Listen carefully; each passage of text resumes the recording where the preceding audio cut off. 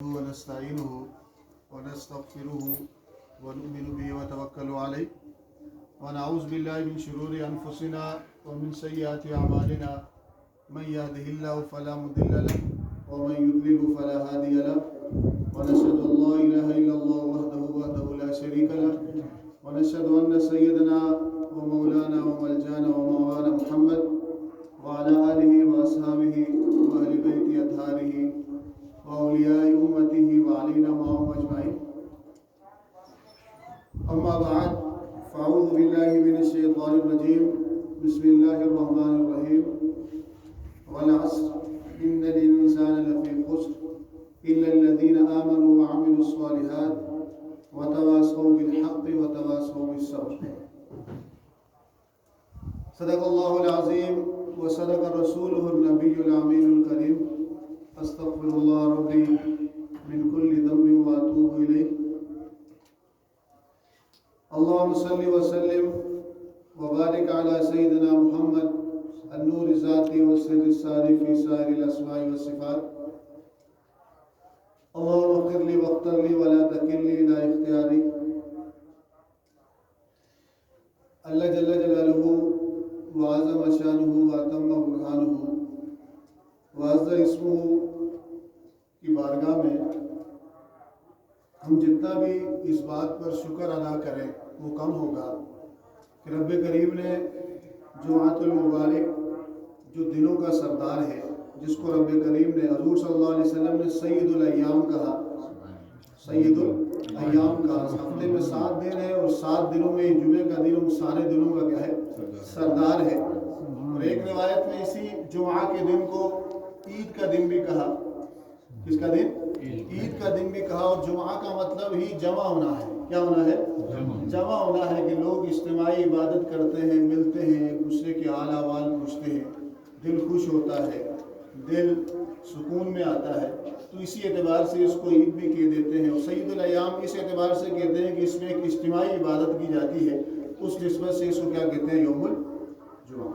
اسی طرح حدیث میں ایک روایت جمعے کے متعلق کا یہ بھی ہے کہ آپ صلی اللہ علیہ وسلم نے ارشاد فرمایا، ویسے تو ہفتے کے 7 دنوں کی جو راتیں ہوتی ہیں، تو رات کا جو آخری پہر ہوتا ہے، یعنی فجر کی نماز سے پہلے 1.5 یا 2 گھنٹہ، اس کے متعلق آتا ہے کہ رات کے اس پہر میں رب کریم خصوصی توجہ کرتا ہے دنیا والوں کی طرف، اور وہ کہتا ہے کہ الا هل من مستغفر الا هل من مسترزق الا هل من مبتلا. رات کے اس آخری پہر میں رب کریم کی طرف سے خصوصی ندا تو یہ ہوتی ہے کہ ہے تم میں سے کوئی جو مجھ سے مغفرت چاہے، تم میں سے کوئی الا من مسترزق، تم میں سے کوئی جو مجھ سے رزق چاہے، تم میں سے کوئی بیمار جو مجھ سے عافیت چاہے. اللہ فرماتا ہے اس وقت جو رزق چاہے گا ارزقہ ہو، رزق عطا کروں گا. مغفرت چاہے گا فاغفر لہ، معاف کروں گا. بیماری سے شفا یابی چاہے گا وعافی ہو، اس کو کیا دوں گا؟ عافیت دوں گا. یہ تو ہر رات جو آخری پہر ہوتا ہے اس میں رب کریم کا خصوصی کرم ان لوگوں کے بارے میں ہوتا ہے وہ بالاسحار هم یستغفرون، جو سحری کے وقت رب تعالیٰ کے حضور کیا کرتے ہیں؟ دعا کرتے ہیں، التجا کرتے ہیں، استغفار کرتے ہیں. جتنا زیادہ اخلاص ہوتا ہے، جتنی زیادہ خشوع ہوتا ہے، خضوع ہوتا ہے، اتنی زیادہ رب کی بارگاہ میں اس کی کیا ہوتی ہے؟ مقبولیت ہوتی ہے. لیکن جمعے کا جو دن ہے، اس کی رات کی فضیلت تو ہے، لیکن اس دن کے اندر ایک لمحہ ایسا آتا ہے، ایک وقت ایسا آتا ہے، ایک منٹ ایسا آتا ہے، کچھ لمحات ہر ایک کی زندگی میں، ہر ایک کے پورے دن کے اندر ایسے آتے ہیں کہ وہ زبان سے جو نکالتا ہے وہ ہو جاتا ہے. جو نکالتا ہے رب کا ایک نظام ہے، اب وہ اچھا نکالے یا برا نکالے. بے شک. اسی لیے حضور نے فرمایا لا تدعوا علی انفسکم ولا اولادکم ولا اموالکم، او کما قال علیہ الصلوۃ والسلام، تم اپنے آپ کو، اپنے گھر والوں کو، اپنے رشتہ داروں کو، اپنے مال اولاد کے بارے میں منہ سے غلط جملے مت نکالیں، بددعا نہ دیا کرو. کیا نہ دیا کرو؟ ممکن ہے کہ تمہارے منہ سے نکلے کہ تو تباہ ہو. بعض اوقات غصے میں بچے کے لیے نکل جاتا ہے، قریبی کے لیے نکل جاتا ہے، شوہر بیوی کے بارے میں سخت جملہ بول دیتا ہے، بیوی شوہر کے بارے میں بول دیتی ہے. تو بچوں کے بارے میں ایسے جملے نکل جاتے ہیں جو بددعائیاں ہوتے ہیں کہ مر جا، تباہ ہو جا، برباد ہو جا. تو ممکن ہے کہ وہ لمحہ ایسا ہے اس وقت منہ سے وہ بات نکلی تو رب قبول کر لیتا ہے. اسی لیے حضور فرمایا کہ اپنے آپ کے بارے میں برے الفاظ اپنی زبان سے مت نکالو، اپنی اولاد کے بارے میں برے الفاظ اپنی زبان سے مت نکالو۔ بظاہر وقتی جذبہ ہوتا ہے جس کے تحت انسان منہ سے کوئی بات تو نکال دیتا ہے لیکن پوری عمر کیا رہتا ہے، اس کا پچھتاوا رہتا ہے۔ اس طرح گزرے کہ عبداللہ بن مبارک ایک شخص ان کے پاس آیا، کہا بچے نافرمان ہیں۔ کیا ہو گئے؟ بچے نافرمان۔ اولاد کی نافرمانی کی مختلف وجوہات ہو سکتی ہیں، بہت ساری وجوہات ہو سکتی ہیں۔ ممکن ہے کہ اس شخص نے اپنے ماں باپ کی نافرمانی کی، وہ بدلہ نہیں کر رہا، میں برو تبرو اپنا فرمایا تم اپنے ماں باپ کی خدمت کرو، اللہ تمہارے بچوں کو تمہارا خدمتگار بنا دے گا۔ ایک وجہ یہ بھی ہو سکتی ہے جس کے حرام کمائے گا اس کی وجہ سے بھی، جس کے حرام کمایا تو اس کے اندر حرام گیا تو اس میں کیا رہے گا؟ نافرمان ہوں گے، فائدہ نہیں دیں گے، نفع نہیں دیں گے۔ بہت ساری وجوہات ہو سکتی ہیں۔ ایک وجہ بزرگ نے فرمایا کہ تم ایک سوال کا جواب دو، صاحب نظر تھے، انہوں نے کہا کہ ایک سوال کا جواب دو، جب غصہ ہوتے ہو تو اپنی اولاد کے بارے میں کیسے جملے استعمال کرتے ہو؟ ظاہر سی بات ہے غصے میں پیار کے جملے تو نکلیں گے نہیں۔ کہا پیار کے جملے تو نہیں نکلتے، سخت جملے نکلتے ہیں، لیکن سخت جملوں کی بھی نوعیت ہوتی ہے۔ چلا جا، نکل جا، یہ نوعیت بھی ہے، یا بدوائیہ جملے ہو گئے، مر جا، تباہ ہو جا، برباد ہو جا، یہ جملے بھی ہیں۔ تو کہاں غصے میں جب آتا ہوں تو آپے سے باہر ہو جاتا ہوں، میں پھر ہوں بدوائیہ جملے ان کے بارے میں کہتا ہوں۔ کہا رب نے سن لی ہے تیری، رب نے سن لی۔ اب اس میں رب نے نہیں کیا، تو نے خود بدوا کی تھی، سن لی اس نے، اس کا رد عمل، اس کا رسپونس، اس کا نتیجہ تو دیکھ لے۔ یہ وجہ بھی ہو سکتی ہے۔ اسی وجہ سے ہم اپنی زبان کو کیا کریں، ایسے اوقات میں ایسے الفاظ نہ استعمال کریں جو شکوہ شکایت پر مبنی ہوں، یا بدوائیہ ہوں، یا شر کی طرف لے جانے والے ہوں، نہ اپنے بارے میں، نہ اولاد کے بارے میں، نہ اپنے مال کے بارے میں۔ گاڑی خراب ہو گئی، گاڑی کو برا بھلا کہنا شروع کر دیا، موبائل خراب ہو گیا، اس کو برا بھلا کہنا شروع کر دیا، تو برا بھلا کہنے سے وہ ٹھیک تو نہیں ہوگا، لیکن یہ ہے کہ ممکن ہے کہ وہ مزید خراب ہو جائے۔ یہ تو ایک ضمنی سی بات تھی کہ جمعے کے اندر وہ لمحہ بھی آتا ہے کہ جس کے اندر جو بندہ اپنے منہ سے نکالے، حضور نے فرمایا ایک ساتھ ایسی ہے کہ بندہ جو مانگتا ہے اللہ قبول کرتا ہے۔ اب علماء کی اس کے بارے میں مختلف آراء ہیں، وہ کون کون سی ہیں، لیکن بندہ ہر وقت اگر ذکر و اذکار میں مشغول رہے، استغفر اللہ میں مشغول رہے، درود شریف میں مشغول رہے، جمعے کے اوقات میں تو کوئی ایک لمحہ ویسے ہی گزرے گا تو مقبولیت کا ہو جاتا ہے۔ پھر تو ضمنی بات تھی جمعے کے متعلق، میں نے قرآن مجید کی ایک سورہ پڑھی ہے جس کو آپ سب جانتے ہیں، سورۃ العصر، سورۃ العصر آخری سپارے کی ہے، اور اس کے اندر مختصر سی 3 آیتیں ہیں۔ کتنی آیتیں؟ کہو بھائی 14 کلمات ہیں، 14 الفاظ ہیں، لیکن یہ صورت ایسی ہے کہ صحابہ کرام رضوان اللہ تعالیٰ علیہم اجمعین کے متعلق ایک روایت آتی ہے کہ آپ جب 2 صحابی آپس میں ملا کرتے تھے تو عمومی طور پر ان کی عادت ہوتی تھی کہ جب جدا ہوتے تو ایک دوسرے کو سورۃ العصر سنا دیا کرتے تھے۔ کیا کیا کرتے تھے؟ سورۃ العصر سنا دیا کرتے تھے۔ اور امام شافعی بہت بڑے قرآن و حدیث کے عالم گزرے ہیں، فقیہ گزرے ہیں۔ آپ فرماتے ہیں کہ لو تدبر الناس علی هذه السورة لوسعتهم، اگر لوگ قرآن مجید کی 114 صورتوں پر غور و فکر اور تدبر نہیں کر سکتے، اگر اسی ایک صورت کو سمجھ لیں، پڑھ لیں، عمل کر لیں، یہ پوری صورت ان کو کامیاب کر دے گی۔ ایک چھوٹی صورت ان کو کیا کر لے گی؟ کامیاب کر لے گی۔ ایسا اس میں کیا بات ہے؟ ایک اور جملہ آپ نے فرمایا، کہا کہ یہ ایسی صورت ہے کہ اگر قرآن مجید کی 113 صورتیں نازل نہ ہوتی، بالفرض نازل نہ ہوتی، یہ ایک صورت ہی نازل ہوتی، لوگ اسی ایک صورت کو ہی سمجھ لیتے، اس پر عمل کرنا شروع کر دیتے، تو ان کی فلاح اور نجات کے لیے یہ کافی تھی۔ ایسا اس میں کیا بات ہوگی؟ ایسی اس میں کیا موضوع ہوگا؟ کس موضوع پر یہ بات ہے جس کے متعلق اتنی بڑی بات علماء نے ارشاد فرمائی؟ اس کا ترجمہ سن لیں، پھر ہم اس پر بات کریں گے۔ مختصر سے آدھے گھنٹے میں اس صورت کو سمجھنے کی کوشش کریں گے کہ بھئی ہمیں یہ کیا کہنا چاہ رہا ہے، ہمیں اس صورت میں ایسی کیا بات ہے کہ اس چھوٹی سی صورت 3 آیتوں والی صورت کو اگر ہم سمجھ لیں، پڑھ لیں، تو یہ ہماری ہدایت کے لیے، رہنمائی کے لیے اور کامیابی کے لیے کیا ہوگی؟ کافی ہوگی۔ کم سے کم درجہ جو نجات کا ہے، منیمم لیول جو کیا ہے، نجات کا جو کم سے کم درجہ ہے، نجات کا، فلاح کا، کامیابی کا، اس صورت میں اللہ کریم نے اس کو بیان کر دیا۔ ہوتا ہے نا پاس، اور ایک ہوتا ہے 5th نمبر پہ آیا، 4th پہ آیا، 3rd، 2nd position, 1st position, لیکن یہ درجہ کون سا ہے؟ پاس کا ہے، کم سے کم درجہ کامیابی کا۔ کم سے کم درجہ کامیابی کا اس صورت کے اندر رب کریم نے ارشاد فرمایا، کیونکہ قرآن اللہ کا کلام ہے، اس کی اپنی ایک تاثیر ہے، اس کے اندر اپنا ایک رب کریم کا کلام ہے، تو اس میں تاثیر رکھی ہے کہ انسان کے دلوں کو بدلتا ہے۔ اس کو بدلتا ہے، دلوں کو بدلتا ہے۔ کیا بدلتا ہے؟ دلوں کو بدلتا ہے۔ رسول اللہ صلی اللہ علیہ وسلم کی تو دشمنان تھے مشرکین مکہ، وہ بڑے پڑھے لکھے تھے، شاعر تھے، حکمت تھے، عربی زبان میں ان کو بڑا کمال تھا، ولید بن مغیرہ، عتبہ، شیبہ، ابو جہل۔ وہ چھپ چھپ کے جا کے رات کو آپ صلی اللہ علیہ وسلم جب قرآن کی تلاوت صحابہ کرام کے سامنے کرتے، نماز میں کرتے، تو جا کے سنا کرتے تھے کیا کہہ رہے ہیں۔ تو کہہ رہے ہیں کہ ایک دن جو ان کا سب سے بڑا سردار تھا، عربی زبان کا ماہر تھا، اس کے سامنے کسی نے کہا بھئی یہ جو ہے شاعری ہے۔ کیا ہے؟ رسول کا کلام جو قرآن اتر رہا ہے، سورۃ الفاتحہ، سورۃ البقرہ، آل عمران، جو بھی ہے کیا ہے؟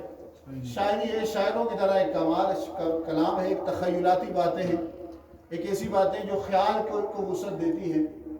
دوسرے کا نہیں یار یہ مجنون والی باتیں، جس کو جنون طاری ہو جائے وہ اس طرح کی باتیں کرتا ہے۔ کسی نے کہا نہیں یہ جو ہے کاہن جس نے جن پکڑے ہوئے ہوں اس کی بات ہے۔ کسی نے کہا نہیں یہ جو ہے کسی نجومی کی بات ہے۔ چوتھا نے کہا نہیں یہ جو ہے نا یہ حضور جو محمد ہے نا صلی اللہ علیہ وسلم، یہ یہودیوں سے عیسائیوں سے سن کے آئے ہیں۔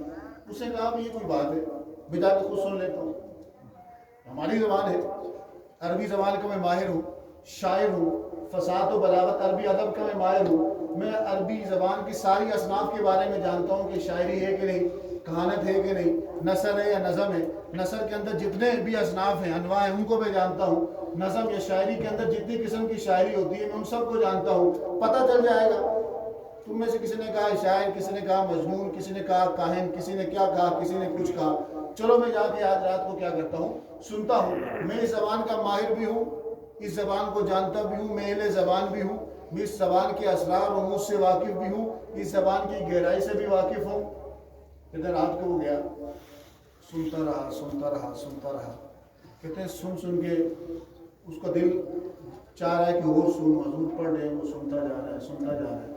واپس آیا، تم نے پوچھا کیا سنا؟ شاعری تھی؟ کہا نہیں۔ کسی مجنون کی بات تھی؟ کہا نہیں۔ کسی جادوگر کی بات تھی؟ کہا نہیں۔ کسی یہودی یا عیسائی عالم کی باتوں کو یا مکس کر کے بیان کیا جا رہا تھا؟ کہا نہیں۔ کہا ہوا کیا؟ تو مائل ہے، تو پریشان کیوں ہو گیا؟ تو مبہوت سا لگ رہا ہے، تو حیران سا لگ رہا ہے، تجھے ہو کیا گیا؟ اس نے جملہ بولا ہے، وہ جملہ ابھی بھی تاریخ کی کتابوں میں محفوظ ہے۔ اس نے کہا کہ جب میں نے سنا کہا کہ ان لہو لحلاوۃ، بڑی مٹھاس تھی۔ سبحان اللہ۔ دشمن بول رہا ہے، سبحان اللہ، عربی زبان کا ماہر بول رہا ہے، بے شک عربی زبان کی شاعری اور نثر کا ماہر بول رہا ہے، عربی زبان کا فصیح و بلیغ آدمی بول رہا ہے۔ ان لہو لحلاوۃ، کہا وہ کیا تھا جو تو نے سنا، جس کو کچھ لوگ شاعری کہہ رہے ہیں، کچھ جنون کہہ رہے ہیں، کچھ کہانت کہہ رہے ہیں، کچھ اساطیر الاولین کہہ رہے ہیں، پرانی باتیں کہہ رہے ہیں، اس میں ایسا کیا تھا؟ کہا بس کچھ سن لو، مجھے ہوا کیا؟ کہا تجھے ہوا کیا؟ کہا میں پڑھنے والے حضور تھے۔ سبحان اللہ۔ تاثیر تو ہوگی، بے شک تاثیر تو ہوگی، تاثیر تو۔ اب میاں بخش کا کلام ہے، میں اور آپ پڑھے کچھ نہیں ہوتا، کوئی اللہ کا ولی پڑھے تو کچھ اور بات ہے۔ اب میاں بخش کا کلام ہے، اس کو آپ سمجھتے ہیں، عربی زبان کو نہیں سمجھتے اس کے اندر کیا، لیکن کوئی یہی کلام کون پڑھے، صاحب نسبت پڑھے تو اس کی تاثیر اور ہوتی ہے، عام آدمی پڑھے تو اس کی تاثیر اور ہوتی ہے، سنگر یا گویا پڑھے تو اس کی تاثیر اور ہوتی ہے۔ سبحان اللہ، اس کی تاثیر فرق ہوگا نا۔ تو پڑھنے والا کیا یہ بھی دیکھا جاتا ہے۔ اب قرآن اللہ کا کلام ہے، بہت سارے لوگ پڑھتے ہیں، یضلوا بھی کثیرا ویہدی بھی کثیرا۔ بعض لوگ کسی خیر سے شر نکال لیتے ہیں، اس میں شر نہیں ہوتی، وہ خود نکالتے ہیں، اس میں شر وہ خود نکالتے ہیں، ان کے اندر ہوتی ہے جس کا اظہار ہو رہا ہوتا ہے۔ کہا تجھے کیسا لگا؟ کہا ان لہو لحلاوۃ، بات ساری یہ ہے کہ مٹھاس تھی کچھ۔ سبحان اللہ۔ اس میں کیا تھی؟ اس میں کیا تھی؟ مٹھاس تھی۔ میں سن رہا تھا، میرا اندر کیا ہو رہا تھا، جس طرح میٹھا کھا کے بندے کو لطف آتا ہے، میٹھی چیز کھا کے لطف آتا ہے، کوئی خوشی مل جائے تو دل کیا ہو جاتا ہے، خوشی سے اس کا پورا جسم کیا ہو جاتا ہے، یعنی خوشی کو وہ بیان نہیں کر سکتا الفاظ میں، اچھلتا ہے، کودتا ہے، ہنستا ہے، خیرات کرتا ہے، جو اس کے بس میں ہو۔ خاص سن تو میں رہا تھا ان لہو لحلاوۃ، عجیب سی مٹھاس تھی۔ اور کیا تھا؟ یہ تو تو نے بات کی کہ اس کی آواز، اس آواز میں، اس بات میں مٹھاس تھی، باقی کیا تھا؟ کہا کہ وَإِنَّا لَهُ لَطَلَاوَةً، اس کے اندر ایک عجیب سا حسن بھی تھا. سبحان اللہ، مٹھاس محسوس کی، حسن دیکھا. سبحان اللہ. ہنسی آواز سنتے ہیں، کان کے لیے حسن کیا ہوتا ہے؟ خوبصورت آواز. آنکھ کے لیے حسن کیا ہوتا ہے؟ خوبصورت چیز. ذہن کے لیے خوبصورتی کیا ہوتی ہے؟ خوبصورت بات. دل کے لیے خوبصورتی کیا ہوتی ہے؟ خوبصورت احساس. اور جسم کے لیے خوبصورت کیا ہوتی ہے؟ خوبصورت عمل. بے شک کیا ہوتی ہے؟ کہا کہ مٹھاس اندر محسوس ہوئی، حسن آنکھوں نے دیکھا. حضور تو پڑھ رہے تھے، تو نے حسن کیسے کہا؟ اور بتا کیا تھا؟ کہا اس وَإِنَّ أَعْلَاهُ لَمُثْمِرٌ وَأَسْفَلَهُ لَمُغْدِقٌ. کہا اس کی مثال ایک ایسے درخت کی طرح تھی. حضور محمد جب کلام پڑھ رہے تھے صلی اللہ علیہ وسلم، تو دشمن بول رہا ہے، جو ایمان نہیں لایا، جو ایمان نہیں لایا. لیکن وہ کہتے ہیں کہ الفضل ما شہدت به الاعداء، تعریفیں تو ہر کوئی کرتا ہے. وہی تعریف کسی بندے کی پاورفل اور یقینی اور سچی ہوتی ہے جو دشمن کرے. بے شک سبحان اللہ. جو دشمن کے منہ سے ہو. کس کے منہ سے ہو؟ دشمن کے منہ سے. کس کے منہ سے ہو؟ دشمن کے منہ. دشمن کے جو کہتے ہیں، دش عربی کا فارسی کا لفظ ہے اور من بھی فارسی کا لفظ ہے. دش کا عربی میں فارسی میں کہتے ہیں خرابی کو، تباہی کو. دش من کا مطلب میری تباہی. دشمن کیا سوچتے ہیں؟ اسی وجہ سے دشمن کا مطلب کیا ہے؟ میری. من کا مطلب فارسی میں دش کا مطلب کیا ہوتا ہے؟ خرابی، تباہی. دشمن کو دشمن کیوں کہتے ہیں؟ وہ ہر لمحے اپنے مخالف کے بارے میں کیا سوچتا ہے؟ منفی سوچتا ہے. اس کی تباہی کس طرح کروں، اس کی تباہی کس طرح کروں. اب وہ انہوں نے کہا کہ وَإِنَّ أَعْلَاهُ لَمُثْمِرٌ وَأَسْفَلَهُ لَمُغْدِقٌ. کہا کہ اس قرآن جو میں نے سنا میٹھا بھی تھا، حسین بھی تھا، لیکن اس کی مثال ایک ایسے درخت کی طرح تھی جس کی جڑیں بہت زیادہ زمین کے اندر کیا تھی؟ زمین کے اندر گئی ہوئی تھی، مضبوط تھی، مستحکم تھی، اور اس کا جو شاخیں تھی وہ آسمان تک لگ رہی تھی اور پھلدار تھی. سبحان اللہ. کا جڑیں بھی مضبوط تھی اور شاخوں پہ کیا لٹک رہے تھے؟ پھل بھی لٹک رہے تھے. کیا تو اس بارے میں تیری رائے کیا تھا؟ کیا وہ تھا؟ کیا شاعری تھی، جنون تھا کیا کہانت تھی، ایسی اساطیر الاولین پرانے قصے کہانیاں تھے؟ اس نے کہا بات سچی کروں گا، ہوں تو دشمن. ما ھذا بقول البشر، انسان کی باتیں نہیں تھی. سبحان اللہ. یہ کسی انسان کا کلام نہیں تھا، کیونکہ انسانی کلام کا تو میں ماہر ہوں. اس نے کیا کہا؟ انسانی کلام کا تو میں ماہر ہوں، عربی زبان کا تو میں ماہر ہوں، عربی زبان کے سارے اتار چڑھاؤ کو، مد و جزر کو تو میں جانتا ہوں. اس زبان کی کوئی چیز مجھ سے پوشیدہ نہیں کہ خطابت ہے، شاعری ہے، شاعری کی کون سی صنف ہے، خطابت کی کون سی صنف ہے، نظم ہے تو نثر ہے تو کون سی اصناف ہے، کون سی انواع ہے، ان کی ساری اقسام میں جانتا ہوں. مجھے تو کچھ سمجھ میں نہیں آ رہا. ما ھذا بقول البشر. آخری بات یہ ہے، یہ انسان کی بات نہیں تھی. سبحان اللہ. یہ تو انسان ہی رہا تھا. محمد سید البشر ہیں، انسانوں کے سردار ہیں، افضل البشر ہیں، انسانوں میں سب سے اعلیٰ ہیں. یہ تو انسان ہی رہے تھے. محمد صلی اللہ علیہ وسلم کے منہ سے یہ بات تو آ رہی تھی، لیکن بات سچی ہے کہ بات آ تو رہی تھی لیکن ان کی نہیں تھی، کسی اور کی تھی. سبحان اللہ. کیونکہ خالق کی تھی تو خالق تو سب کا ہے، خالق تو سب کا ہے. اس کی بات میں اثر تو بات یہ کرنا تھا کہ اس کلام کی اصل یہ قرآن. اس لیے علامہ اقبال نے کہا کہ فاش گویم در دل من مضمر است، ایک کتاب نیز چیزیں دیگر است. پھر جب اس شعر کو میں نے پڑھ لیا تھا، 2 شعر نیچے رہ گئے تھے، وہ پڑھ لوں.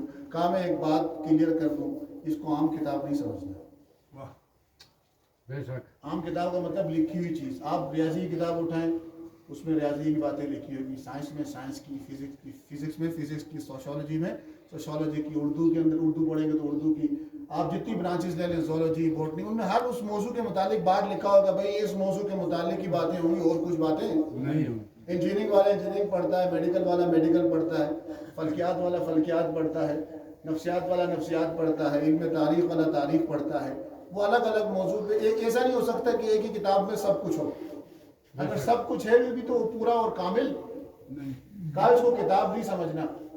یہ رب کی باتیں ہیں، یہ رب کی باتیں، رب کا کلام ہے. کلام عربی کا لفظ ہے، اردو میں ترجمہ کرتے ہیں. یہ رب کی گفتگو ہے، یہ رب کی گفتگو ہے. تو اقبال بتاؤ پھر کیا ہے یہ؟ عام کتاب پڑھیں تو کیا ہوگا؟ کام کتاب پڑھو تو ممکن ہے سمجھ آئے، ممکن ہے سمجھ نہ آئے، ممکن ہے کوئی فائدہ ہو، ممکن ہے کوئی فائدہ۔ کہا اس کتاب کو پڑھنے سے کیا ہوگا؟ کہا چوں بجاں رف جاں دیگر شود، جاں دیگر شود، تو کہا کہ یہ کتاب جب تمہارے دل کے اندر اس کی تاثیر جائے گی، تمہاری جاں کے اندر، تمہارے جسم اور روح کے اندر اس کتاب کی تاثیر یا حلاوت، اس کا حسن جب جائے گا تو جان لینا پھر وہ جان جان نہیں رہے گی، کچھ اور ہو جائے گی۔ سبحان اللہ، چوں بجا رف جہاں دیگر شود، چوں جہاں دیگر شود جہاں دیگر شود، کہا جب تم نہیں رہو گے تو پھر یہ جہاں بھی وہ والا نہیں رہے گا۔ پھر تمہارے دیکھنے کی آنکھ ہی کچھ اور ہو جائے گی، سبحان اللہ، تمہارے دیکھنے کی آنکھ آنکھ ہی کچھ اور ہو جائے گی۔ تم چاند کو دیکھو گے تو تم کہو گے کہ یہ چاند اتنا اچھا ہے، اس کے بنانے والا کتنا اچھا ہے۔ سبحان اللہ، فارسی کا شعر ہے مولانا روم کا، ایک کمر تو چے شیری است چے حسی است، ایک کمر تو کتنا اچھا ہے لیکن تو اچھا ہے، تیرے بنانے والا زیادہ اچھا ہے۔ بے شک، یہ مٹھاس تو کتنی اچھی ہے لیکن تجھ سے اچھا تیرا بنانے والا ہے۔ ہوتا انسان وہی ہے، انسان نہیں بدلتا کہ آپ بولیں کہ جب اللہ کی محبت آئے گی یا قرآن کا علم آئے گا تو اس کے جسم کے اندر کوئی تبدیلی رونما ہو جائے گی، ہاتھ پاؤں بڑے ہو جائیں گے یا حسین ہو جائیں گے یا سفید ہو جائیں گے، ایسا نہیں ہوتا۔ اس کے دیکھنے کی جو زاویہ نگاہ ہے، غور و فکر کرنے کا جو انداز ہے، وہ کیا ہو جائے گا؟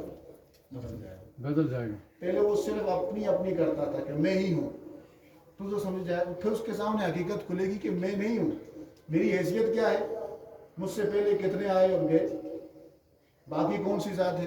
کل من علیہا فان ویبقى وجہ ربک ذو الجلال۔ تو اسے سمجھ آ جائے گا تو میں تو فانی ہوں، باقی کون ہے؟ اللہ۔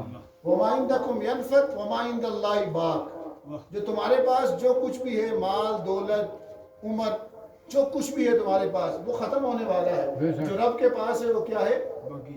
جب وہ یہ سمجھتا ہے تو اس کے سامنے حقیقت کھلتی ہے کہ جب میرا ہر شے فانی ہے، ختم ہو جانے والی ہے، تو اب کیوں نہ اس ذات سے تعلق قائم کیا جائے جو باقی رہے گا، کیونکہ جس کا تعلق اس سے قائم ہو گیا وہ پھر وہ بھی باقی رہتا ہے۔ بے شک۔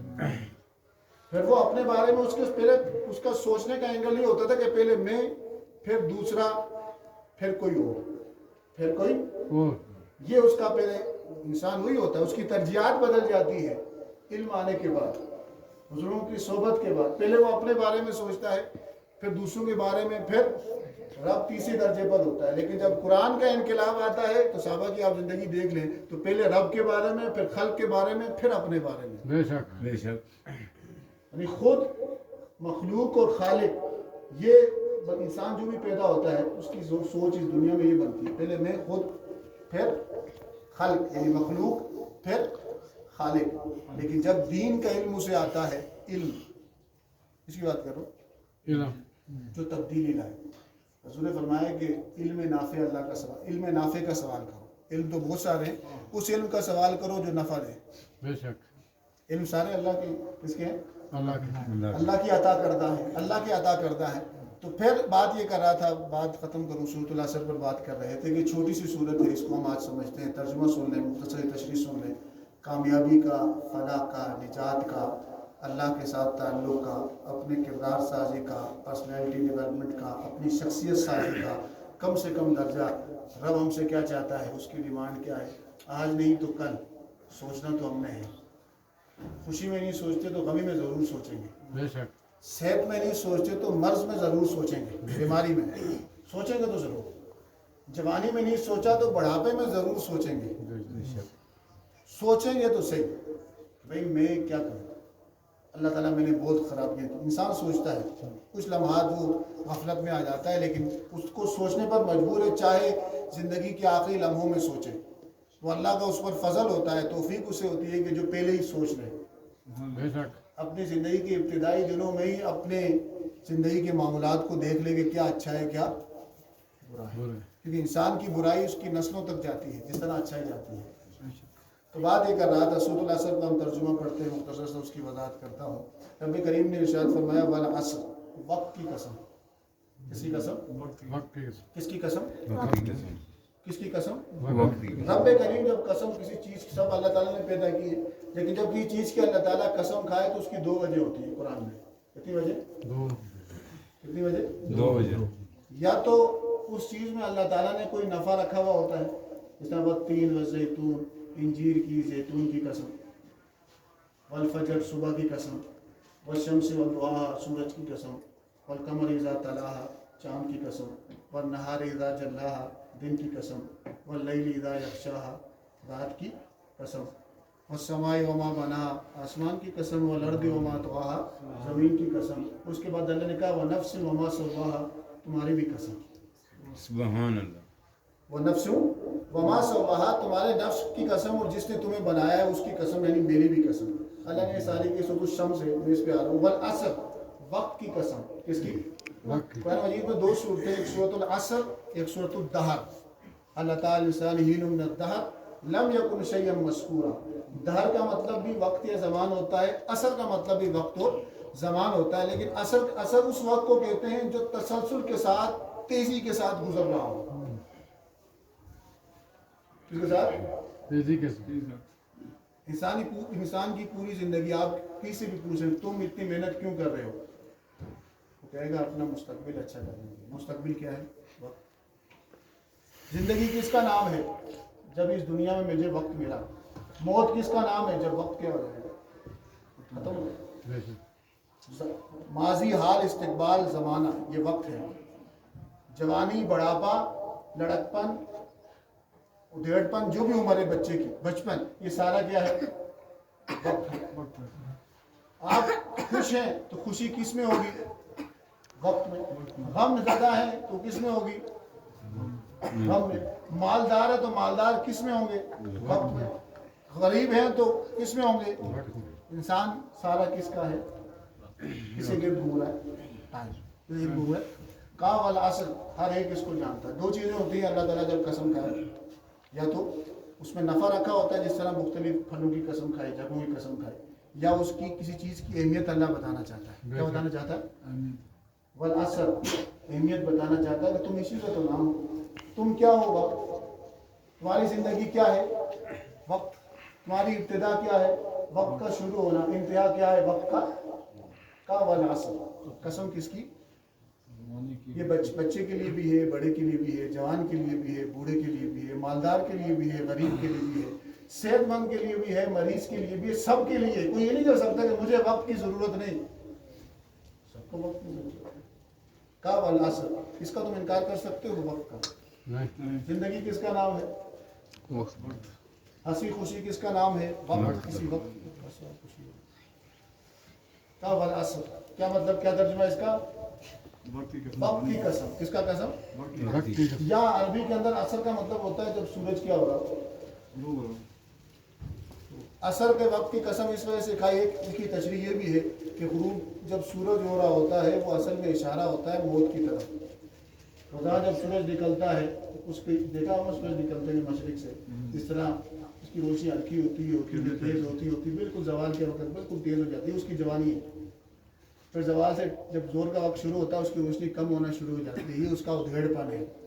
پھر آگے آ کے غروب آفتاب کے بعد بڑھاپا، اور غروب آفتاب کس کی علامت ہوتی ہے؟ موت کی. کس کی علامت ہوتی ہے؟ کا والعصر. کتنا بس 5 منٹ اجازت ہے؟ 5 منٹ. والعصر کس کی قسم؟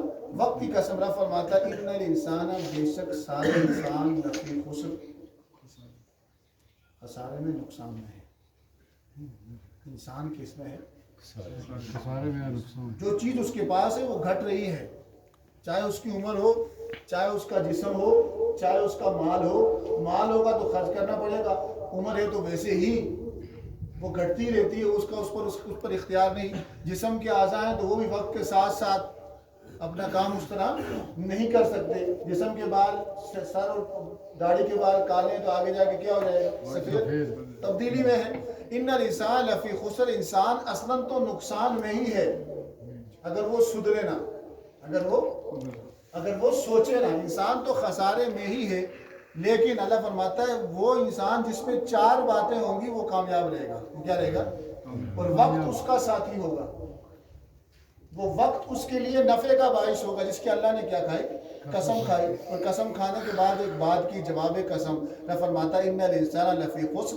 بے شک انسان نقصان میں ہے، الا الذین آمنوا مگر انسانوں میں سے کچھ لوگ ایسے ہیں جو کامیاب ہیں. کہا وہ کچھ لوگ کون سے ہیں جو کامیاب ہیں؟ کہا جن میں کتنی باتیں پائی جاتی ہیں؟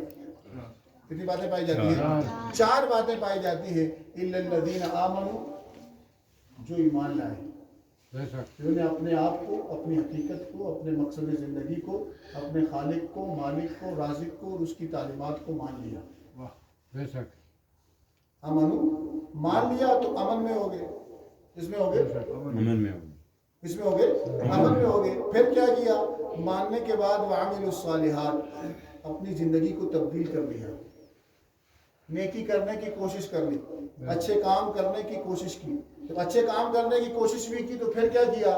وتواصوا بالحق دوسروں کو بھی اس کی طرف لانے کی کوشش کی، دعائیں کی، اس وقت لگایا. تو جب دوسروں کو نیکی کی طرف راغب کیا تو کیا ہوتا ہے؟ وہ کہتے ہیں اس کو دیکھو ہر ٹائم یہ باتیں کرتا رہتا ہے. وتواصوا بالصبر اور ساتھ ساتھ صبر بھی کیا، جلد بازی نہیں کی. جلد بازی نہیں کی. اچھائی پہ وقت لگتا ہے لیکن برائی. آپ ایک عمارت بنائیں 10 سال لگ جائیں گے، 5 سال لگ جائیں گے، گرانے میں کتنا وقت لگے گا؟ ایک دودھ کا 1 من دودھ ہو اس کے اندر اس کو خراب کرنا ہو تو 1 خون کا قطرہ ڈال دیں.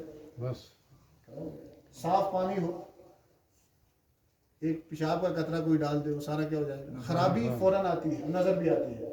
سفید کپڑے پر چھوٹا کالا داغ دور سے نظر آتا ہے، بے شک دور سے نظر آتا ہے. خیر کے اندر حسن ہے اور خیر احتیاط چاہتی ہے. خیر میں نزاکت ہے، خیر میں لطافت ہے، خیر میں حسن ہے.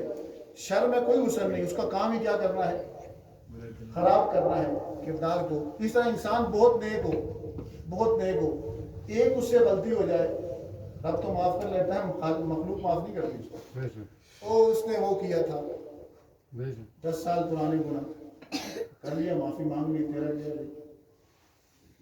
لوگ بھی بولتے ہیں کیونکہ انہیں اپنی بارے میں جانتا ہے. ایسا اپنے بات وہ کہتے ہیں کہ اپنے گربا میں بندہ جاگتا نہیں تو دوسروں کے بارے میں تجسس سسٹوں میں وہ کیا لے رہتا ہے، لگا رہتا ہے. اللہ تعالیٰ ہم سب کو محفوظ رکھے، آمین. ہم سب کے کردار کو سنوارے، افکار کو سنوارے، ہماری جلوت خلوت کو پاکیزہ کرے. تو یہ سورۃ العصر کا مختصر سا تعارف تھا کہ اللہ تعالیٰ نے فرمایا کہ انسان کامیاب وہی ہے جس میں کتنی باتیں پائی جائیں؟ 4. چاہے میں ہوں، چاہے آپ ہوں، بڑا ہو چھوٹا ہو. کہا 4 باتیں کم سے کم درجہ کامیابی کا. ایمان لے آئے، علم حاصل کرے، بے شک عمل کرنے کی کوشش کرے، حق بات کی تلقین کرے اپنے گھر والوں میں، اپنے عزیز و اقارب میں. اور اگر کسی کی سخت بات سن بھی لے تو صبر کرے. ہر جگہ اینٹ کا جواب پتھر سے نہیں ہوتا، ہر جگہ. تو 4 چیزیں ہوتی ہیں: ایمان، نیک اعمال، حق کی تلقین اور صبر کی تلقین. اللہ تعالیٰ ہم سب کے اندر یہ 4 باتیں پیدا کریں. آمین. کے صدقے اللہ تعالیٰ ہمارے کردار کو سنوارے، جو کچھ سنا آمین. اس پر عمل کر دیں.